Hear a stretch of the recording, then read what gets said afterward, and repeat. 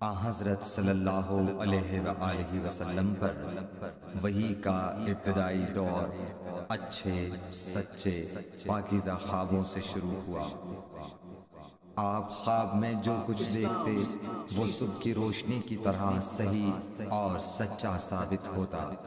پھر من جانب قدرت آپ تنہائی پسند ہو گئے اور آپ نے غار حرا میں خلوت نشینی اختیار فرمائی اور کئی دن اور رات وہاں مسلسل عبادت اور یاد الہی و ذکر میں مشغول رہنے لگے، جب تک گھر آنے کو دل نہ چاہتا توشہ ہمراہ لیے ہوئے وہاں رہتے۔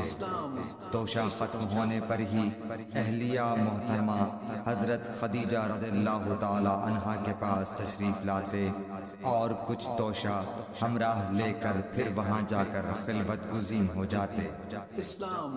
یہی طریقہ جاری رہا یہاں تک کہ آپ پر حق منکشف ہو گیا اور آپ غار حرا ہی میں قیام پذیر تھے کہ اچانک حضرت جبرائیل علیہ السلام آپ کے پاس حاضر ہوئے اور کہنے لگے کہ اے محمد پڑھو۔ آپ فرماتے ہیں کہ میں نے کہا کہ میں پڑھنا نہیں جانتا۔ آپ صلی اللہ علیہ وسلم فرماتے ہیں کہ فرشتے نے مجھے پکڑ کر اتنے زور سے بھینچا کہ میری طاقت جواب دے گئی، پھر مجھے چھوڑ کر کہا پڑھو۔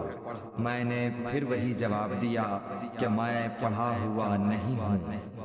اس فرشتے نے مجھ کو نہایت ہی زور سے بھینچا کہ مجھ کو سخت تکلیف محسوس ہوئی، پھر اس نے کہا کہ پڑھ۔ میں نے کہا میں پڑھا ہوا نہیں ہوں۔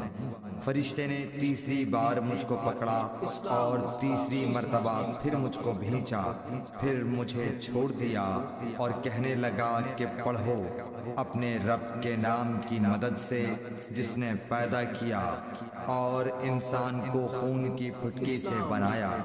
پڑھو اور آپ کا رب بہت ہی مہربانیاں کرنے والا ہے۔ بس یہی آیتیں آپ حضرت جبرائیل علیہ السلام سے سن کر اس حال میں غار حرا سے واپس ہوئے کہ آپ کا دل اس انوکھے واقعے سے کانپ رہا تھا۔ آپ حضرت خدیجہ کے ہاں تشریف لائے اور فرمایا کہ مجھے کمبل اوڑھا دو، مجھے کمبل اوڑھا دو۔ لوگوں نے آپ کو کمبل اوڑھا دیا۔ جب آپ کا ڈر جاتا رہا تو آپ نے اپنی زوجہ محترمہ حضرت خدیجہ رضی اللہ تعالی عنہا کو تفصیل کے ساتھ یہ واقعہ سنایا اور فرمانے لگے کہ مجھ کو اب اپنی جان کا خوف ہو گیا ہے۔ آپ کی اہلیہ محترمہ حضرت خدیجہ رضی اللہ تعالی عنہا نے آپ کی ڈھارس بندھائی اور کہا کہ آپ کا خیال صحیح نہیں ہے۔ اللہ کی قسم آپ کو اللہ کبھی رسوا نہیں کرے گا۔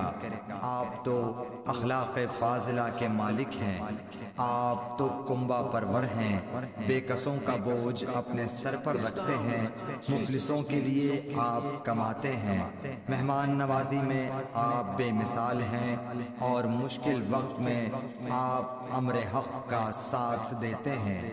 ایسے اوصاف حسنہ والا انسان یوں بے وقت ذلت و خواری کی موت نہیں پا سکتا۔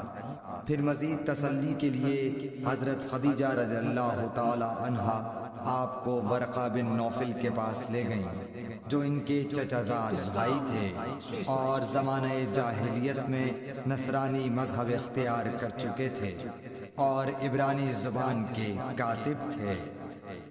چنانچہ انجیل کو بھی حسب منشائے خداوندی عبرانی زبان میں لکھا کرتے تھے۔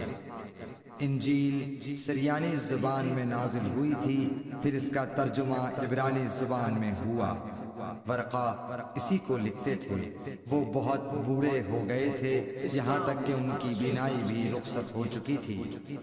حضرت خدیجہ رضی اللہ تعالی عنہا نے ان کے سامنے آپ کے حالات بیان کیے اور کہا کہ اے چچا زاد بھائی، اپنے بھتیجے محمد صلی اللہ علیہ وسلم کی زبانی ذرا ان کی کیفیت سن لیجئے۔ وہ بولے کہ بھتیجے، آپ نے جو کچھ دیکھا ہے اس کی تفصیل سناؤ۔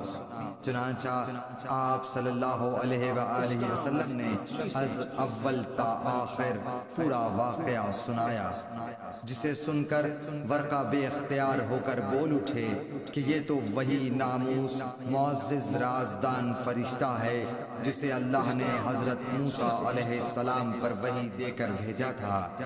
کاش میں آپ کے اس عہد نبوت کے شروع ہونے پر جوان عمر ہوتا، کاش میں اس وقت تک زندہ رہتا جبکہ آپ کی قوم آپ کو اس شہر سے نکال دے گی۔